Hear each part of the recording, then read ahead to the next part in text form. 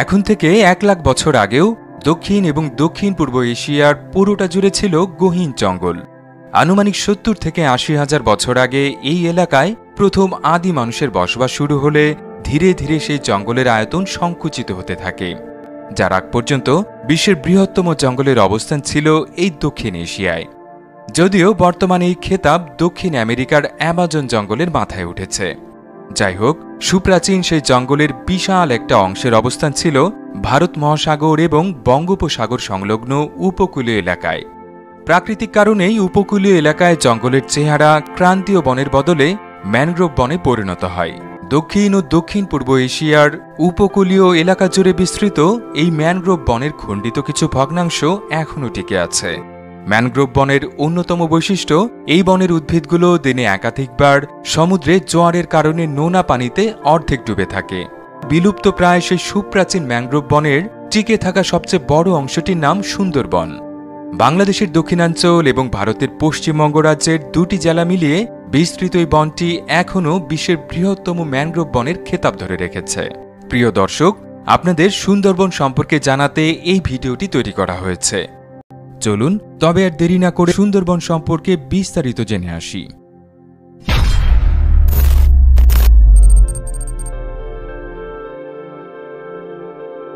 বাংলাদেশের খুলনা বিভাগ এবং ভারতের পশ্চিমবঙ্গ রাজ্যের উত্তর ও দক্ষিণ 24 পরগনা এই দুটো জেলা মিলিয়ে বিস্তৃত বিশ্বের বৃহত্তম ম্যানগ্রোভ বন সুন্দরবনের মোট আয়তন প্রায় 10,000 বর্গ কিলোমিটার।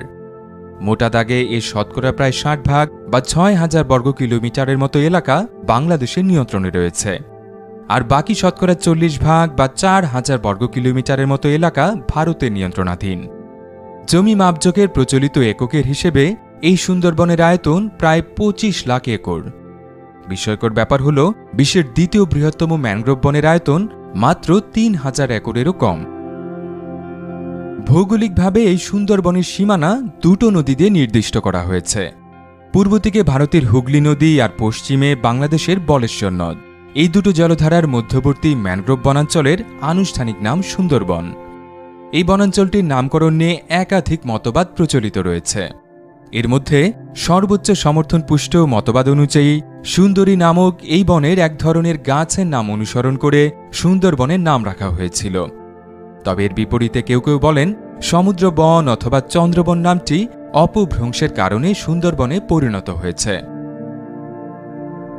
উত্তরের হিমালয় পর্বতমালা থেকে নেমে আসা গঙ্গা, ব্রহ্মপুত্র এবং মেঘনা এই 3টি জলধারার মোহনা এই সুন্দরবন এলাকায় অবস্থিত। এই সুন্দরবন সংলগ্ন এলাকায় প্রায় 50,000 বছর আগে থেকে মানুষের বসতি থাকলেও ইতিহাসে প্রথম এর উল্লেখ পাওয়া যায় 3য় শতকের মাঝামাঝি সময়ে। প্রায় 1800 বছর আগে এখানে চাঁদ সওদাগর নামক এক ব্যক্তি একটি জনপদ প্রতিষ্ঠা করেছিলেন। প্রত্নতাত্ত্বিকরা সুন্দরবনের বাঘমারা এলাকায় এই চাঁদ সওদাগরের হাতে গোড়াপত্তন হওয়া একটি প্রাচীন শহরের ধ্বংসাবশেষ আবিষ্কার করেছেন। এরপর 1000 বছরের বেশি সময় ইতিহাসের পাতায় এই বনাঞ্চলের উল্লেখ করা হয়নি। অবশেষে ত্রয়োদশ শতকে সূচিত মুঘল শাসনামলে আবারও এই সুন্দরবনের কথা বলা হয়েছে। বিশেষ করে মুঘল রাজবংশের 3য় সম্রাট আকবরের শাসনামলে তার সেনাবাহিনীর আক্রমণ থেকে প্রাণ বাঁচাতে স্থানীয় অনেকেই গহীন সুন্দরবন এলাকায় আশ্রয় নিয়েছিলেন। পলাতক এই মানুষগুলোর তৈরি করা বাসস্থানগুলো সপ্তদশ শতকে পর্তুগিজ জলদস্যুদের দখলে চলে যায়। এই আস্তানাগুলো থেকে তারা নিয়মিত মুঘল ভারতের বিভিন্ন জনপদে হামলা চালাত। এখনও অনেক প্রান্তিক মানুষই এই সুন্দরবন ও তৎসংলগ্ন এলাকায় স্থায়ীভাবে বসবাস করে। এদের একটা বড় অংশের জীবিকা উপার্জনের একমাত্র উপায় মাছ শিকার। এর পাশাপাশি কিছু সম্প্রদায়ের মানুষ প্রতি বছর একটা নির্দিষ্ট সময় সুন্দরবন থেকে মৌমাছির মধু আহরণে ব্যস্ত থাকেন। এই পেশাটি বিশ্বের অন্যতম বিপজ্জনক পেশাগুলোর একটি, কারণ এই অভিযানে প্রতি পদক্ষেপে থাকে বাঘের খাদ্যে পরিণত হবার আশঙ্কা। মহাশক্তিশালী এই প্রাণীটির আক্রমণ থেকে বেঁচে গেলেও অধিকাংশ ক্ষেত্রে তার চিহ্ন বাকি জীবন বয়ে বেড়াতে হয়। তবে এই বিপদ মোকাবেলায় অসাধারণ এক বুদ্ধি বের করেছেন মৌশিকারীরা। বাঘ এবং সিংহের মতো শিকারী প্রাণীগুলো তাদের দিকে কেউ তাকিয়ে আছে টের পেলে সাধারণত আর হামলা চালায় না, যে কারণে বাঘ সবসময় তার শিকারের পেছন থেকে হামলা চালায়। সুন্দরবনে মধু সংগ্রহের সময় মৌশিকারীরা তাদের মাথার পেছনে একটি মুখোশ বেঁধে রাখেন। সেই মুখোশের চোখজোড়া তাকিয়ে আছে বলে মনে হওয়ায় মুখোশ ব্যবহারকারীর ওপর বাঘ হামলা চালানো থেকে বিরত থাকে। সুন্দরবন নামক বনাঞ্চলের উপর প্রথম সার্ভে চালানোর কৃতিত্ব ব্রিটিশ ইস্ট ইন্ডিয়া কোম্পানির দখলে রয়েছে। 1757 সালে মুঘল বাদশাহ দ্বিতীয় আলমগীরের কাছ থেকে এই বনাঞ্চলের স্বত্বাধিকার লাভ করে ব্রিটিশ প্রতিষ্ঠানটি, যার 12 বছরের মাথায় তারা সুন্দরবনের প্রথম সার্ভে প্রকল্প শুরু করে। জেনে অবাক হবেন, স্থানীয়দের মধ্যে জনপ্রিয়তার কারণে সেই সার্ভে করা হয়েছিল ফার্সি ভাষায়। এর ধারাবাহিকতায় 1860 সালে এই বনাঞ্চলটির রক্ষণাবেক্ষণের জন্য তৎকালীন ব্রিটিশ ইন্ডিয়ার বেঙ্গল প্রদেশে একটি বন বিভাগ চালু করা হয়। এই বিভাগের সদর দপ্তরটির অবস্থান ছিল বর্তমান বাংলাদেশের খুলনা জেলায়। সুন্দরবনের জীববৈচিত্র্য নিয়ে কথা বলতে গেলে অবধারিতভাবে প্রথমেই যে প্রাণীটির কথা বলতে হবে সেটি রয়্যাল বেঙ্গল টাইগার। আক্ষরিক অর্থেই রাজসিক এই প্রাণীটি তার হলুদের উপর কালো ডোরাকাটা রঙের জন্য বিশ্বখ্যাত। এই প্রজাতির পূর্ণবয়স্ক পুরুষ সদস্যদের নাক থেকে লেজের ডগা পর্যন্ত গড় দৈর্ঘ্য প্রায় 10 ফুট, তবে এর মধ্যে প্রাণীটির লেজের দৈর্ঘ্যই প্রায় 3 ফুটের মতো। এদের গড় ওজন 200 থেকে 250 কেজির মতো হয়ে থাকে। তবে এখন পর্যন্ত আবিষ্কৃত সবচেয়ে বড় বাঘটির ওজন ছিল পুরো 350 কেজি। প্রকৃতিতে এই প্রাণীগুলো নিভৃতচারী হয়ে থাকে। এরা বন্য শূকর, হরিণ এবং মহিষের মতো প্রাণী শিকারের মাধ্যমে জীবন ধারণ করে। বিজ্ঞানীদের ধারণা অনুযায়ী পুরো দক্ষিণ এশিয়ায় আনুমানিক 2500-এর মতো রয়্যাল বেঙ্গল টাইগার রয়েছে। এর শতকরা 10 ভাগই সুন্দরবনে বসবাস করে।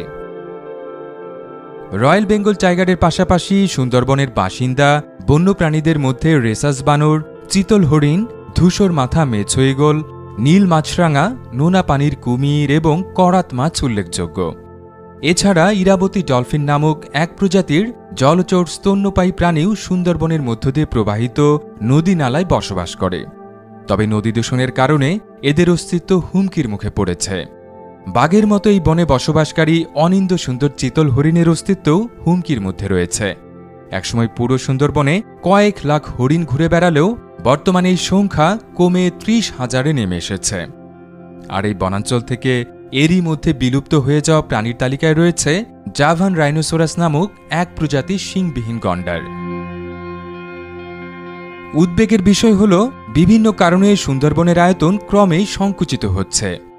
200 বছর আগেও ব্রিটিশদের পরিচালিত সার্ভে অনুযায়ী এই বনাঞ্চলের আয়তন ছিল প্রায় 17,000 বর্গ কিলোমিটার বা 42 লাখ একরেরও বেশি। এই সংকোচনের পেছনে জনসংখ্যা বৃদ্ধি এবং মানব আগ্রাসনের পাশাপাশি ঘূর্ণিঝড়ের মতো প্রাকৃতিক দুর্যোগেরও হাত রয়েছে। বিশেষ করে ভৌগোলিক অবস্থানের কারণে বঙ্গোপসাগরের উপকূলীয় এলাকায় প্রায় প্রতি বছরই একাধিক ঘূর্ণিঝড় আঘাত হানে। আর কয়েক বছর পরপরই মহাশক্তিশালী এক একটি ঘূর্ণিঝড় এই এলাকায় তাণ্ডব চালিয়ে যায়। জাতিসংঘের প্রতিবেদন অনুযায়ী 2007 সালে এক ঘূর্ণিঝড় সিডরের আঘাতেই সুন্দরবনের শতকরা 40 ভাগ উজাড় হয়ে যায়। সেই ক্ষতির মাত্রা পুরোপুরি বুঝে ওঠার আগেই 2 বছরের মাথায় এই বনাঞ্চলে ফের আঘাত হানে আইলা নামের বিধ্বংসী আরেকটি ঘূর্ণিঝড়। ওই ঝড়েও সুন্দরবনে বিদ্যমান জীববৈচিত্র্যের ব্যাপক ক্ষয়ক্ষতি হয়। প্রাকৃতিক কারণের মতো সুন্দরবন ধ্বংসে মানবসৃষ্ট কারণের ভূমিকাও অনেক। এর মধ্যে প্রথমেই রয়েছে বিশ্বব্যাপী জলবায়ু পরিবর্তনের ফলে সমুদ্রপৃষ্ঠের উচ্চতা বৃদ্ধির বিষয়টি। 2007 সালে ইউনেস্কো পরিচালিত এক গবেষণার ফলাফল অনুযায়ী বিশ্বের বিভিন্ন দেশ প্যারিস জলবায়ু চুক্তির শর্তগুলো পূরণে ব্যর্থ হলে এই শতকের শেষ নাগাদ বঙ্গোপসাগরের সমুদ্রপৃষ্ঠের গড় উচ্চতা 45 সেন্টিমিটার বা 1.5 ফুট পর্যন্ত বেড়ে যাবার আশঙ্কা রয়েছে। তেমনটা হলে সুন্দরবনের শতকরা 75 ভাগই হারিয়ে যাবে বলে জানিয়েছেন গবেষকরা। এছাড়া সুন্দরবনের মধ্য দিয়ে প্রবাহিত একাধিক জলধারা গুরুত্বপূর্ণ নৌপথ হিসেবে ব্যবহার করা হয়, যার ধারাবাহিকতায় পণ্যবাহী জাহাজগুলো দুর্ঘটনার মুখেও পড়ে। 2014 সালে এই বনের শেলা নদীতে সাউদার্ন স্টার 7 নামের একটি পণ্যবাহী জাহাজ ডুবে গিয়েছিল।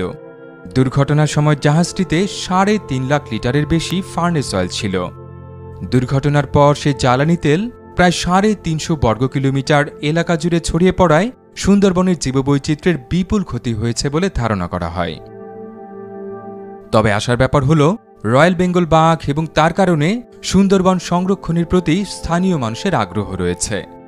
বাংলাদেশ এবং ভারত দুটো দেশই এই বাঘকে তাদের জাতীয় প্রাণীর মর্যাদা দিয়েছে। তাই আশা করা যায় জাতীয় প্রাণী ও তার বাসস্থান বাঁচাতে দুটো দেশই তাদের সামর্থ্য অনুযায়ী সর্বোচ্চ চেষ্টা করবে। আর তাদের সম্মিলিত চেষ্টার ফলে অনন্য এই বনাঞ্চলটি রক্ষা পাবে, এমনটাই আশা বিশ্ববাসীর।